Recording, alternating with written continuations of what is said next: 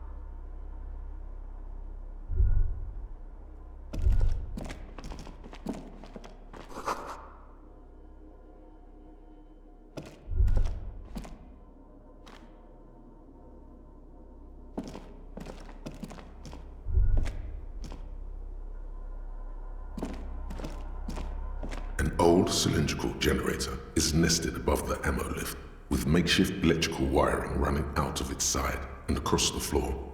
The cables disappear into the wall to your right. The lieutenant puts his hand on the metal barrel, checking for warmth. It's cold now, but someone has been maintaining it. The wiring has been repaired. Wait, haven't you heard this before?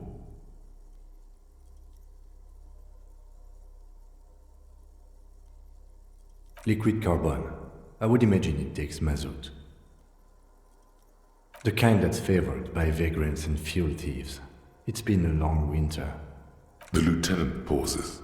Something seems to be pecking at the edge of his concentration.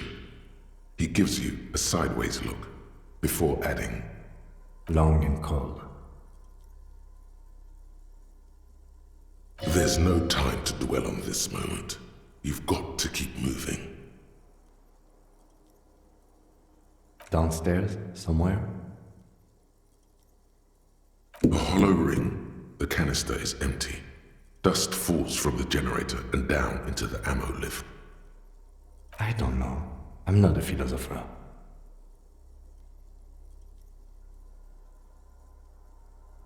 Someone with basic electrical skills has restored it in order to keep the room warm.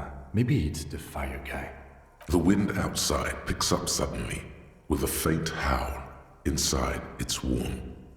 The lieutenant assists you, holding the canister up to the fuel tank as you tilt. Dark brown, viscous fluid pours out, and the room fills with a chemical smell. There's a red starter switch on the side of the cylinder and a start rope on the other side. The lieutenant flicks the switch. The recoil start wakes the old generator up. The machine sputters like an old warhorse before settling down to a rattle. That should do it.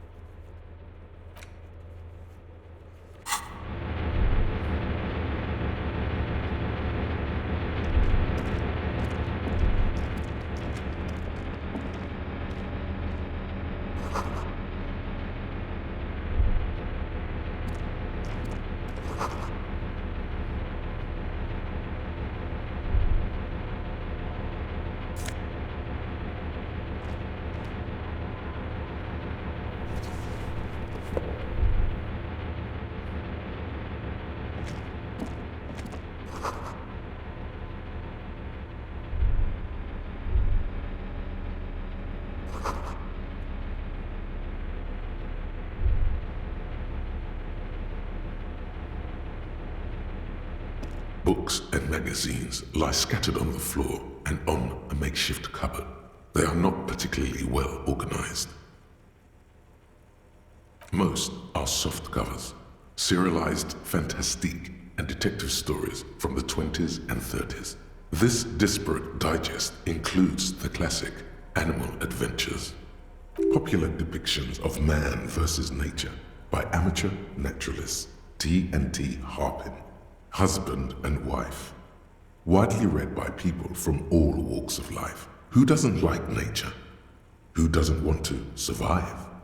Among what is mostly commercial fiction and serialized stories, you find a magazine cathodique for electrical engineering. Then it's back to pulp, light erotica, an international thriller about circuit benders. Someone's made themselves a home.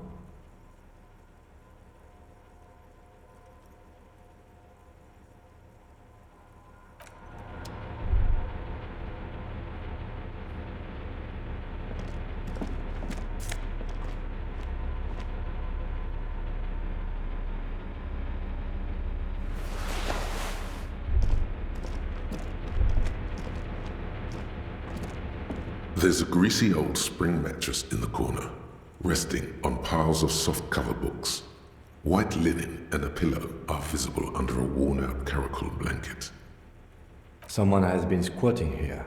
The linen is fresh, recently washed. You force the rest of the sentence out through pain, thick as molasses, no longer able to hear yourself speak.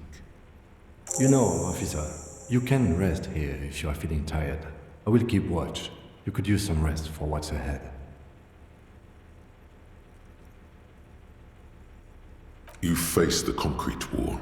There's less light there, in the dark corner. Like a dog, you lie there. You didn't realize how tired you were. Your body is still nowhere near healed. The blanket feels cold. The entire room does. Concrete and cold. Minutes pass. Half an hour maybe. The sounds of the sea beyond grow distant. Your eyelids close until you feel yourself standing up in the darkness, right next to the mattress. Slowly, the world begins to hatch from the blackness. It's evening. Sleep.